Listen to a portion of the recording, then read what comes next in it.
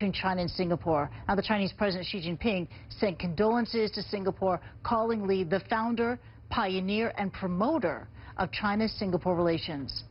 Earlier, I spoke to Victor Gao about China's relationship with Singapore. Gao worked as a translator to Deng Xiaoping in the 1980s. That was when the Chinese leader launched sweeping reforms that began to open China up to the outside world. And he told me that Singapore set the tone for those changes.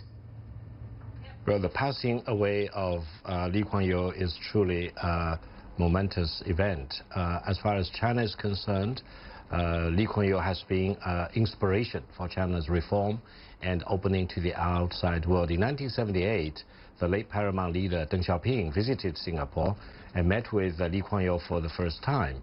And he was very much impressed by what he saw in Singapore. And he told Lee Kuan Yew that if the Singaporeans could do this transformation, China indeed would like to do the same on the larger scale. And ever since then, Lee Kuan Yew had kept very close contacts with the Chinese leaders in successive generations of the Chinese leaders, and all the Chinese leaders admired the achievement in Singapore and the great contribution of Lee Kuan Yew. The present Chinese president has emphasized on many occasions that even today China can learn a lot from Singapore in terms of governance and management and modernization, etc. So I would say that Lee Kuan Yew truly has been an inspiration for the Chinese nation in our reform and opening to the outside world. It is well known that every year large groups of Chinese communist officials travel to Singapore for these study tours. Why is the Singapore model so appealing to China? Well, I would say the rest of the world actually can learn a lot from the Singapore model. First of all, ever since it achieved independence in 1965, Singapore has maintained stability and has kept good relationship with as many countries as possible. And also, economic development has been steady, and Singapore has managed to go through several crises relatively unscathed. And the country has maintained a very clean civil service.